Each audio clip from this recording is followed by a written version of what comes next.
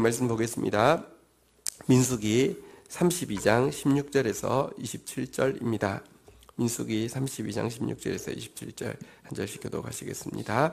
그들이 모세에게 가까이 나와 이르되 우리가 이곳에 우리 가축을 위하여 우리를 짓고 우리 어린 아이들을 위하여 성읍을 건축하고 이 땅에 원주민이 있으므로 우리 어린 아이들을 그 견고한 성읍에 거주하게 한 후에 우리는 무장하고 이스라엘 자손을 그곳으로 인도하기까지 그들의 앞에서 가고 이스라엘 자손이 각기 기업을 받기까지 우리 집으로 돌아오지 아니하겠사오며 우리는 요단 이쪽 곧 동쪽에서 기업을 받아 싸우니 그들과 함께 요단 저쪽에서는 기업을 받지 아니하겠나이다. 모세가 그들에게 이르되 너희가 만일 이 일을 행하여 무장하고 여호와 앞에서 가서 싸우되 너희가 다 무장하고 여호와 앞에서 요단을 건너가서 여호와께서 그의 원수를 자기 앞에서 쫓아내시고 그 땅이 여호와 앞에 복종하게 하시기까지 싸우면 여호와 앞에서나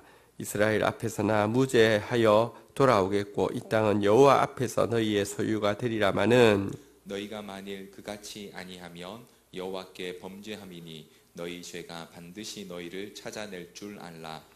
너희는 어린 아이들을 위하여 성읍을 건축하고 양을 위하여 우리를 지어라. 그리하고 너희의 입이 말한 대로 행하라. 갓 자손과 르우벤 자손이 모세에게 대답하여 이르되 주의 종들인 우리는 우리 주의 명령대로 행할 것이라.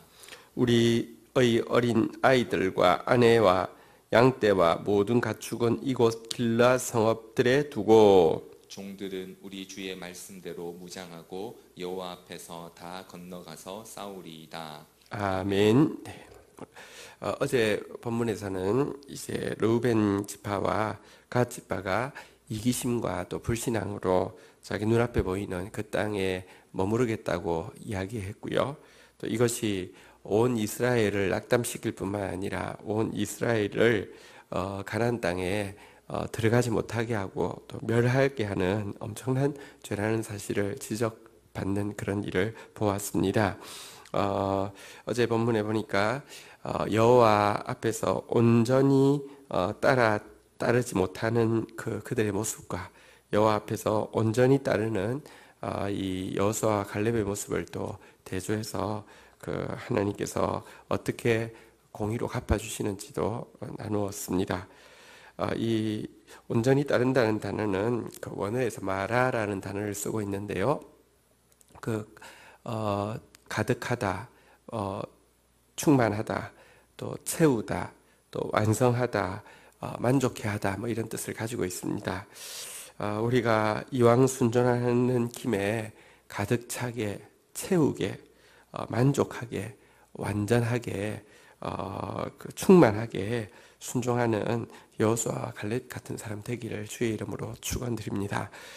사실 사람 이름에다가 이렇게 온전히 따랐다라는 단어를 쓴 경우는 여호수아와 갈렙밖에 없습니다. 그러나 그들의 행위가 얼마나 아름답든지 민수기에도 나오고요, 신명기에도 나오고요, 여호수아서에도 보면 이렇게 이 두 사람의 행위에 대해서 온전히 따랐다 이렇게 이야기하고 있습니다. 우리가 사실은 온전히 따를 것을 결단하면서 매번 행하는 저희 공동체의 은혜의 방편이 있죠. 12통 물 붓기 할 때 12통에 물을 부었을 때 이제 도랑이 가득 채워졌다 할 때 그때가 바로 이 마라라는 단어 가득 온전히 따랐다라는 단어를 쓰고 있습니다. 어쨌든 우리 이왕 하나님 앞에 물을 부음에 있어서 11통이 아니라 12통 완전하게 붓는 충만하게 붓는 저희가 될 수 있기를 축원드립니다. 어쨌든 이 모세의 책망 앞에서 다행히도 르우벤 지파와 간 지파가 굉장히 충격적으로 깨달은 것 같습니다. 자기들의 이기심에 대해서 깨달았고 불신앙에 대해서 깨달았고 특별히 자기들의 행위가 온 공동체에 어떤 영향을 미칠지에 대해서 충격적으로 깨닫고는 그들의 계획을 대폭 수정하여서 다시 제안하고 있는 내용이 오늘 본문입니다. 자, 우리 오늘 본문 한번 보도록 하겠는데요. 16절부터 19절까지 내용 먼저 보도록 하겠습니다. 다시 교독하겠습니다.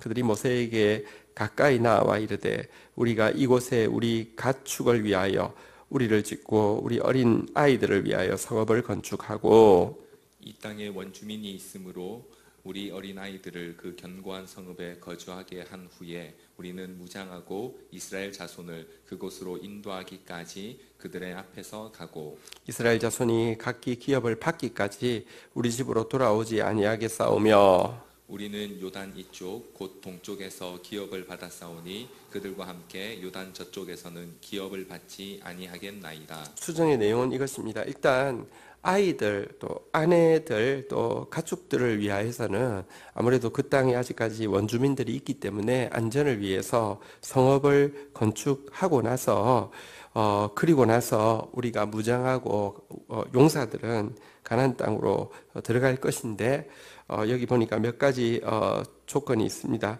한번 따라하겠습니다. 앞에서 가고 돌아오지 아니하게 싸우며 돌아오지 아니하게 싸우며 기업을 받지 아니하겠나이다. 기업을 받지 아니하겠나이다. 전쟁할 때는 제일 최일선에서 딸린 식구들이 없으니까 최일선에서 싸우겠다. 그리고 그들이 기업을 온전히 받기 전까지는 절대로 안 돌아오겠다.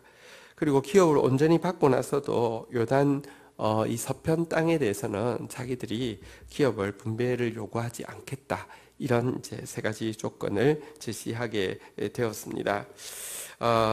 자, 이러자 이 수정안에 대해서 모세가 받아들이게 됩니다.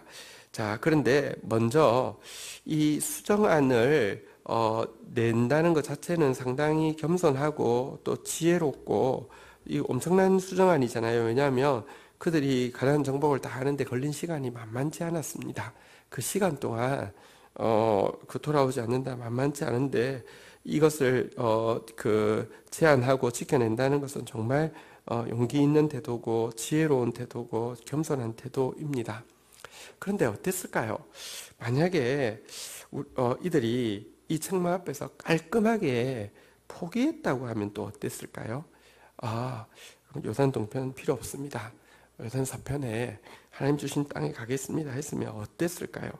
저는 하나님께서요 이 중심을 보셨으면 요단 동편을 보너스로 주시고 요단 서편을 주셨다고 생각합니다. 그리고 하나님께서 보너스로 주신 것은 먼저 그 나라와 그 일을 거하라 그리하면 이 모든 것을 더하시리라. 덤으로 준 것은 다스릴 수 있는데요. 주제로 먼저 그 나라가 아니라 내 나라를 구한 것은요. 나중에 내가 관리할 능력이 없어지게 됩니다. 이것은 우리 개인의 경험이든지 성경의 역사든지 계속 반복적으로 이야기하고 있습니다. 수정 훌륭합니다. 차라리 포기했다고 하면 하나님께서 훨씬 더 복되게 일하지 않았을까 그런 아쉬움이 남기는 합니다. 자, 어쨌거나 이렇게 크게 진전된 수정안에 대해서 모세가 받아들이게 되는데요. 대신에 20절부터 23절에 보면 한 가지를 중요하게 이렇게 강조하고 있음을 보게 됩니다.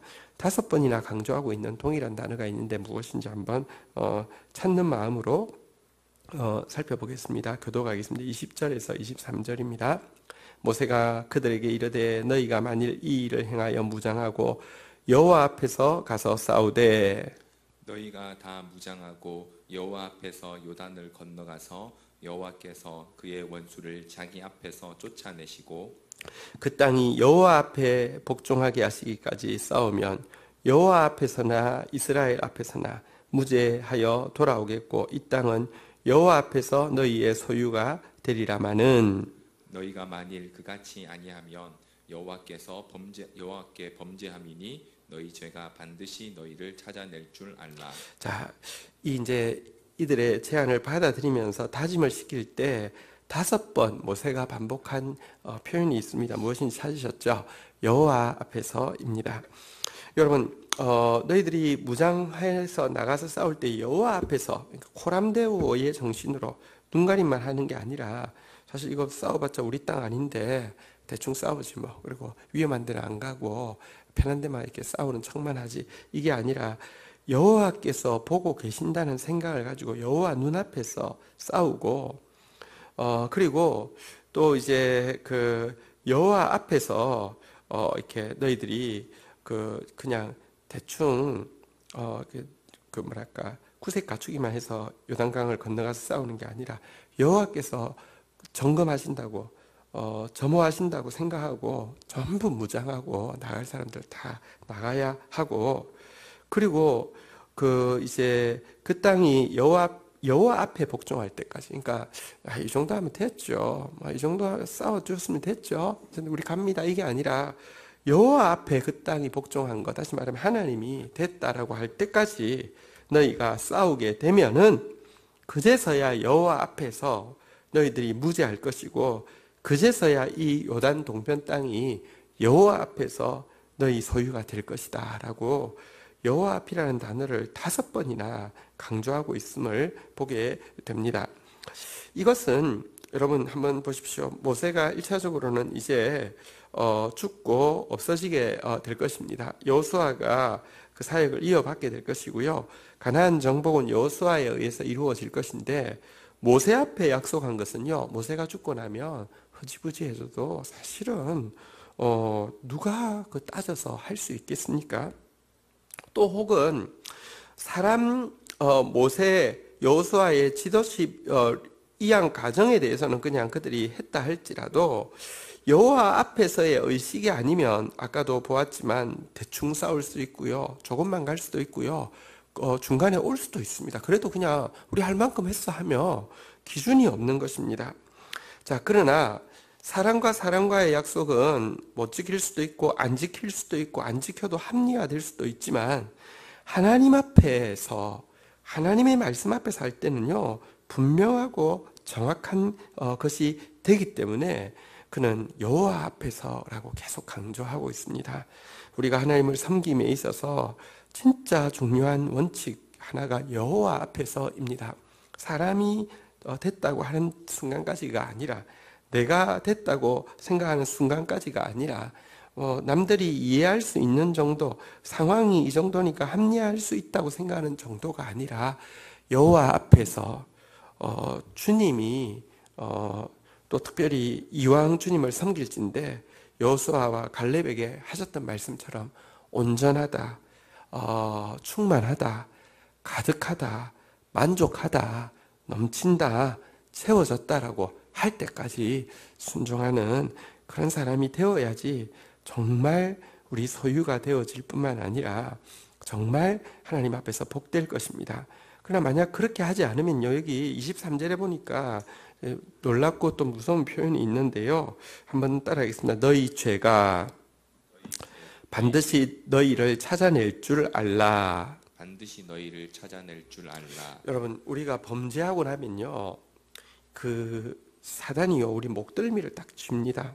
우리가 범죄하고 사람들 속이고 자기도 속일 수 있지만 두 가지를 못 속입니다.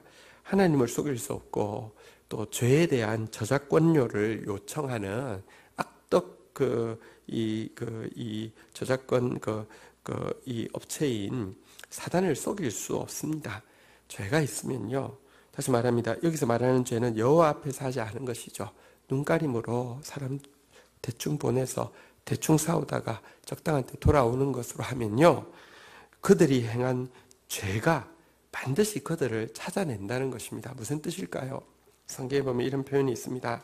하나님은요 완전한 자에게 당신의 완전함을 보이신다고 이야기하고 있습니다. 그러나 거스르는 자에게 하나님은 자기의 거스름을 보이신다고 또 이야기했습니다. 그들이 불완전하게 섬기면요, 하나님도요 그들에게 불완전하게 일하실 것입니다. 또 사단은요, 여러분들 죄의 틈이 있으면 반드시 그 틈새를 비집고 돌아와서 부패하게 만듭니다. 이 사실을 분명히 알아야 합니다. 자, 그러자 이제 24절부터의 내용은요, 르우벤과 갓이 다시 한번 모세의 그 명령 앞에서, 여호와 앞이라는 명령 앞에서 반응하고 있는 내용인데요. 자, 모세가 24절에 이렇게 이야기하자 25절부터 르우벤 지파, 갓 지파가 이야기하는데요. 모세가 너희는 어린 아이를 위하여 성읍을 건축하고 양을 위하여 우리를 지어라. 그리하고 너희 입이 말한 대로 행하라 하자 25절부터 27절까지 교독하도록 하겠습니다. 제가 25절을 읽습니다. 갓 자손과 르우벤 자손이 모세에게 대답하여 이르되 주의 종들인 우리는 우리 주의 명령대로 행할 것이라. 우리의 어린 아이들과 아내와 양떼와 모든 가축은 이곳 길라 성읍들에 두고 27절 같이 읽도록 하겠습니다. 시작. 종들은 우리 주의 말씀대로 무장하고 여호와 앞에서 다 건너가서 싸우리이다.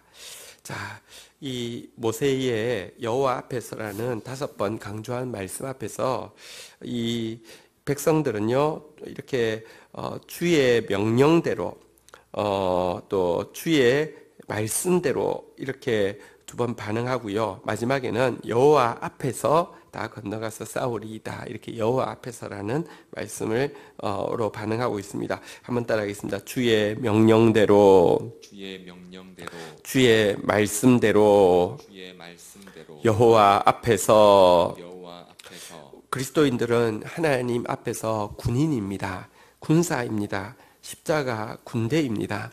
군대와 민간인의 차이는요, 민간인의 하는 말은 윗사람이 하는 말은 부탁이 될 수도 있고요, 권유가 될 수도 있고 권면이 될 수 있습니다. 군대에서 윗사람이 하는 말은 명령입니다. 권유, 권고, 부탁은요 들어줘도 고맙지만 안 들어줘도 됩니다. 괜찮습니다. 요 사회에서 예를 들면 듣기 싫으면 사표 내면 되는 것이죠. 그런데 군대에서는요, 여러분 명령이 떨어졌을 때는 듣는 거 외에는 다 방법이 없습니다. 제가 군대에 있을 때 좀 충격적으로 이렇게 느낀 게 한 게 있습니다. 저는 대인관계를 할 때 이렇게 말을 이렇게 부드럽게 하고 또 이렇게 빨리 순종하고 이런 것을 잘 하는 편입니다. 근데 이제 군대에 갔는데 좀 특이사항이 있었죠. 제 나이가 너무 많아서 포대장보다도 더 나이가 많았으니까 부대에서 어쨌든 나이가 제일 많은 사람이니까 또 약간 이제 그 사람들이 보는 앞에서는 뭐 정확하게 뭐 쫄병이니까 뭐 소리도 크게 하고 이렇게 예 알겠습니다, 알겠습니다 뭐 이렇게 하지만